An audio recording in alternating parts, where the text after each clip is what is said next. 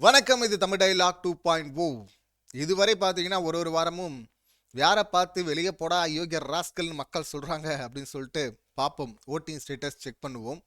இந்த வாரம் பார்த்தீங்கன்னா இந்த சீசனின் வெற்றியாளர் யாரு, மகுடம் சூட போவது யாரு அப்படிங்கிற அந்த விஷயத்தை தான் இந்த வீடியோவில் பார்க்க போகிறோம். ஃபஸ்ட்டு அன்அஃபிஷியல் என்ன சொல்லுது, நம்ம கம்யூனிட்டி டேப் என்ன சொல்லுது அப்படின்னு சொல்லிட்டு பார்ப்போம். அதுக்கப்புறமா அஃபிஷியல் அப்படின்னு சொல்லிட்டு வர்ற தகவல், அதாவது அன்அஃபிஷியலாக வரும்ல, அது என்ன சொல்லுதுன்னு அடுத்து பார்ப்போம் அடுத்த வீடியோவில். ஃபஸ்ட்டு இப்போ அன்அஃபிஷியல் வந்தோம் அப்படின்னா, முத்து 2,74,000 ஓட்டு டாப்பில் லீட் பண்ணுறாரு ப்ரொஃபஸர். கண்ணு கெட்டின தூரம் வரை ஆளே காணோம் அப்படின்வாங்கல்ல, அந்த மாதிரி இருக்குது. இது வழக்கமாக நடக்கிறது தான். சீசன் 4லேருந்து ஃபாலோ பண்ணிட்டு இருக்கிறோம். வின்னர் பார்த்தீங்கன்னா ரன்னரை விட 2 மடங்கு ஓட்டை வச்சுருப்பாங்க, வாங்கினாதான் அவங்க வின்னராக இருந்திருக்கிறாங்க. ஸோ இப்போ இவர் 2 மடங்கும் அதிகமாக போயிடுச்சு. கிட்டத்தட்ட 50% ஓட்டு ஒருத்தர் ஹோல்ட் பண்ணுறாரு.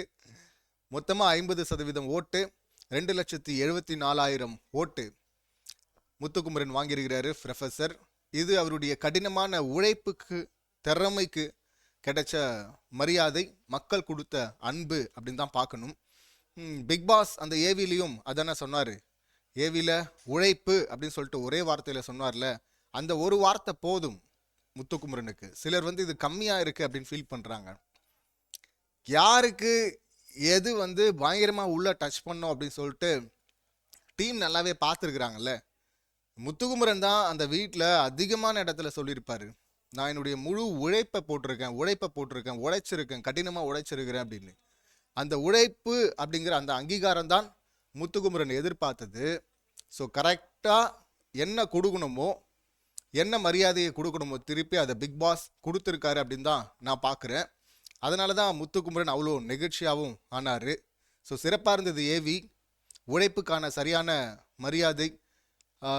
முத்து ஒன்று சொல்லுவாருங்க, ஒரு சின்ன பையனாக இருந்தாலும் நிறைய நம்ம படிச்சிருக்கிறோம், கடந்து வந்திருக்கிறோம்.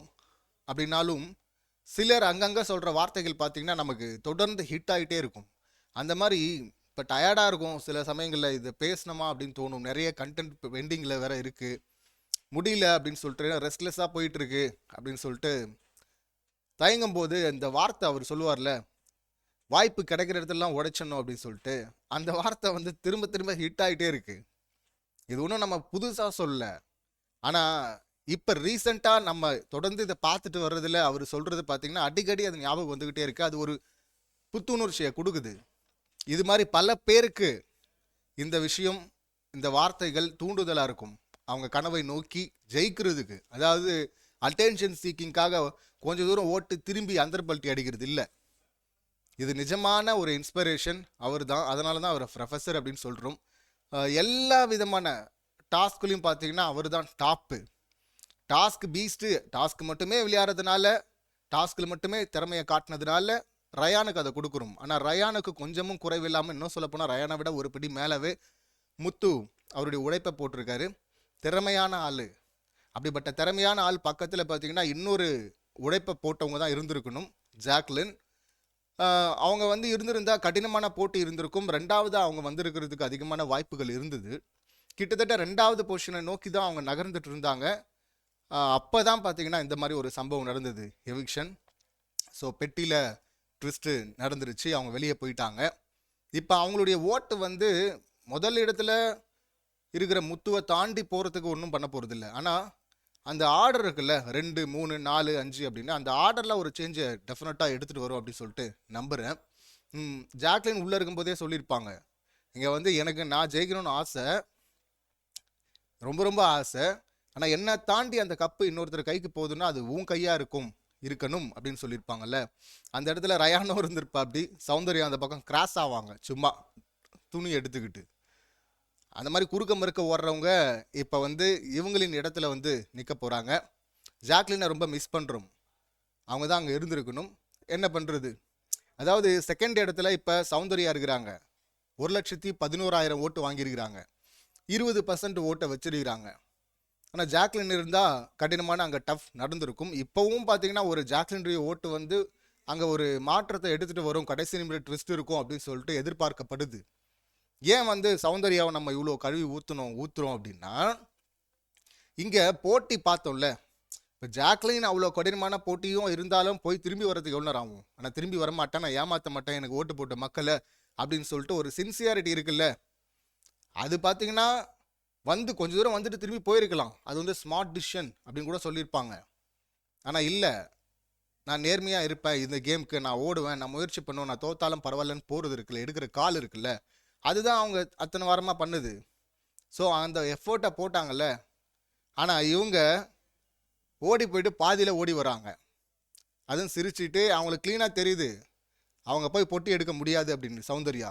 ஆனால் ஏன் போனாங்க? அட்டென்ஷனுக்காக மட்டும்தான். இப்படி அட்டென்ஷனுக்காக போகக்கூடாதா? ஸ்மார்ட் பிளேவை பார்க்க மாட்டீங்களா? நிச்சயமாக பார்க்குறோம் ஸ்மார்ட் பிளேவா. அது எப்போ தெரியுமா? இப்போ வந்து பிக் பாஸ் வந்து எல்லாரும் கட்டாயமாக ஓடியே ஆகணும்னு சொல்லும் போது, அப்போ சௌந்தர்யா வந்து இப்படி யூட்டன் போட்டு வந்திருந்தா நானும் கை தட்டியிருப்பேன், சூப்பர் செமன்னு சொல்லியிருப்பேன். ஆனால் அந்த வாய்ப்பை வாங்குறதுக்கு 1 மணி நேரத்துக்கு மேலே அங்கே டிஸ்கஷன் போகுது போகுது போகுது போகுது. ரயான் முத்துக்குமரன், ரயான் நேரடியாகவே தடுக்கிறான், வேணாம் நீங்கள் போனால் தோற்றுருவீங்கன்னு. முத்துக்குமரன் இங்கே இல்லைல்ல, நேரடியாக தடுக்காமல் இன்டெரக்டாக சொல்கிறார் ரயானை கூப்பிட்டு, டேய் நம்ம போவோம், அந்த வாய்ப்பை நம்ம எடுத்துக்கிட்டோன்னா அப்புறம் அவங்களுக்கு கிடைக்காதுல்ல, அவங்க போக மாட்டாங்கல்ல, ட்ராப்பில் மாட்ட மாட்டாங்கல்ல அப்படின்னு சொல்லிட்டு அவரு ஒன்று ட்ரை பண்ணுறாரு. விஷால் ஒரு பக்கம் பார்த்தீங்கன்னா, இந்த 2 பேரும் போகிறதா இருந்தால் அவங்க 2 பேரில் ஒருத்தருக்கு வாய்ப்பு கிடைக்குது இருந்தால் நான் போட்டியை விட்டு விலகிறேன் அப்படின்னு சொல்லிட்டு விஷாலுக்கு அவங்க 2 பேரில் ஒருத்தர் போகணும், அதனால் அவர் பண்ணுறாரு. இவங்க 2 பேரை காப்பாற்றுறதுக்கு இந்த 2 பேர் ஒன்று பண்ணுறாங்க. ஸோ இவ்வளோ தூரம் போராடுறாங்க. அங்கே சும்மா வந்து வாய்ப்பை வாங்கிட்டு, அது எப்படி சொல்லி எனக்கு வாய்ப்பே கிடைச்சதில்லை, இதுவரை நான் தோத்துட்டே இருந்திருக்கிறேன், ஒரு டாஸ்க்லையும் ஜெயிச்சதில்லை, அதை நான் மாற்றணும், ப்ரூஃப் பண்ணணும், என்ன நான் யாருன்னு காட்டணும் அப்படின்லாம் தலையை சிலிப்பிட்டு பெரிய படம் இந்த ரவீந்திரன் சொன்னார்ல இன்ட்ரோ பிளாக் மாதிரி ஒன்று பண்ணிட்டு அதுக்கப்புறமா இது பண்ணுறது இருக்குல்ல, எவ்வளவு மோசமான விஷயம். அதை தான் அவங்க த்ரூ அவுட்டாக பண்ணியிருக்கிறாங்க. த்ரூ அவுட்டாக மக்களை ஏமாற்றணும், முட்டாளாக்கணுன்னே பண்ணிட்டு இருக்கிறாங்க. ஒவ்வொரு முறையும் வாய்ப்பு வாங்கிட்டு 2வது வாரம் கேப்டன்சி டாஸ்கில் அவங்க பார்ட்டிசிபேட் பண்ணுறாங்க. ஆனால் வந்து எனக்கு வாய்ப்பே கொடுக்கல அப்படின்னா எவ்வளோ பெரிய மோசமான விஷயம் அது.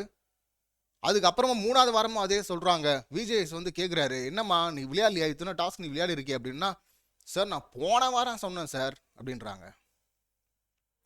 வாய்ப்பு சுத்தமாக கொடுக்காமல் இருந்தால் நீங்கள் ஒரு கம்ப்ளைண்ட்டை வைக்கலாம், உங்களுக்கான வாய்ப்பு கொடுக்கப்பட்டது, அதில் நீங்கள் என்னவா பர்ஃபார்ம் பண்ணீங்கன்னு இருக்குல்ல, உங்கள் எஃபோர்ட் வந்து பெருசாக இருந்திருந்தா நிச்சயமாக பெண்கள் டீம் வந்து கொடுத்துருப்பாங்க. ஏன்னா அது வந்து பெண்கள் டீமுக்கு தானே போகுது, உங்களுக்கு தனியாளுக்கு கிடையாதுல்ல அந்த பெனிஃபிட்லாம். அப்போ டீமாக தானே இருந்தாங்க. அப்படி இருக்கும்போது யார் தகுதியாக திறமையாக விளையாடுறாங்க, யார் வந்து எஃபோர்ட் அதிகமாக போடுறாங்களோ அவங்கள தானே முன்னிலைப்படுத்துவாங்க. ஆனால் எனக்கு வாய்ப்பு வேணும், எனக்கு வாய்ப்பு வேணும் அப்படின்னு கேட்குறது, அங்கே போய் சொங்கி மாதிரி நிற்கிறது, அது இன்னொருத்தருடைய வாய்ப்பை கெடுக்கிறது இல்லை.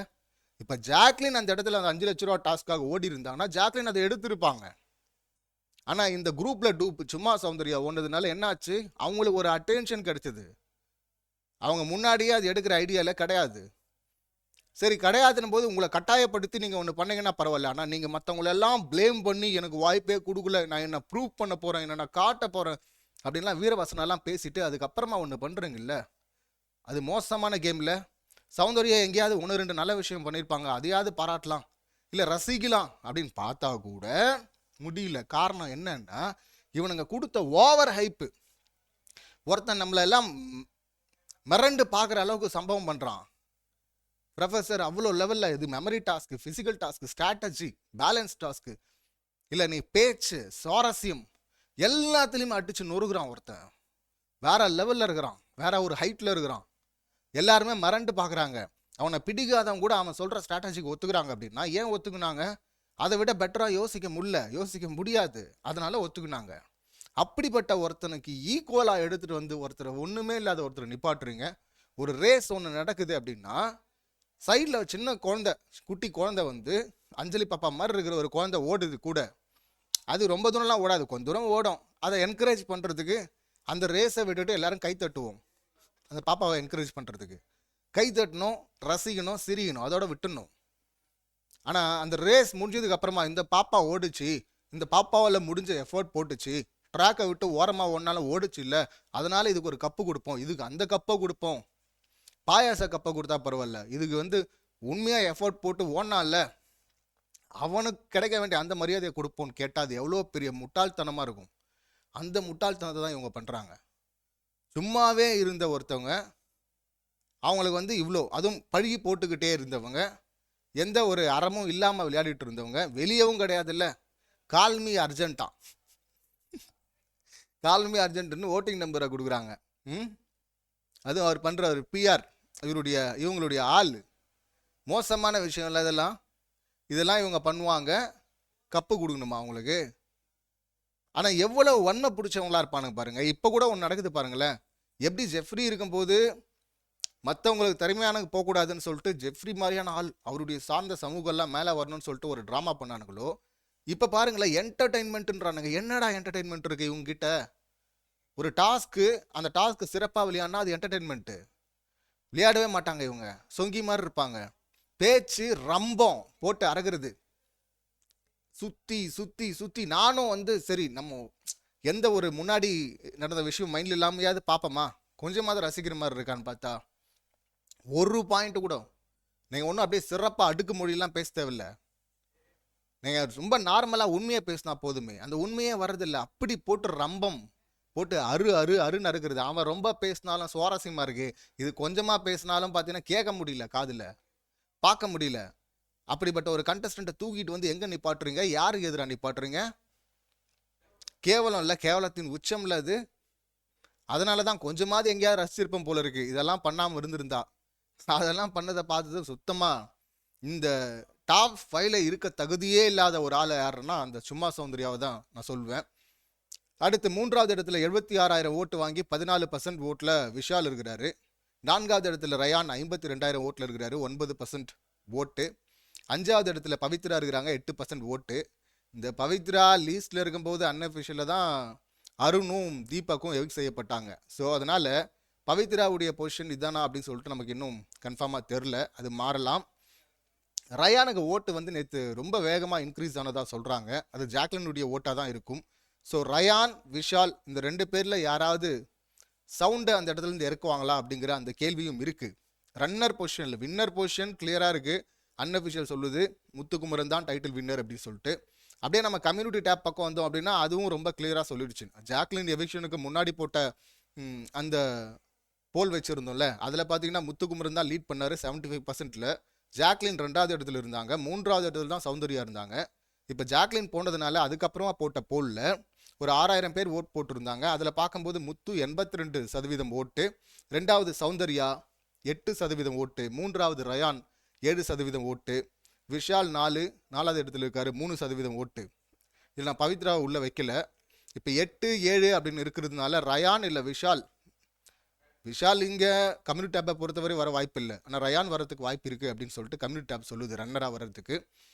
இங்கே அன்அஃபிஷியலை பொறுத்தவரை செகண்ட் பொசிஷன் வேணால் ஆல்டர் ஆகிறதுக்கு கடினமான போட்டி இருக்குது. சௌந்தர்யா, விஷால், ரயான் இந்த 3 பேருக்குள்ள அப்படின்னு சொல்லுது. பார்ப்போம் என்ன ட்விஸ்ட் நடக்குது அப்படின்னு சொல்லிட்டு. அடுத்து ஒரு இன்சைட் நியூஸ் சொன்னலாம், சிலதெல்லாம் வருது இல்லை, அதை பற்றி பேசுவோம் அப்புறமா.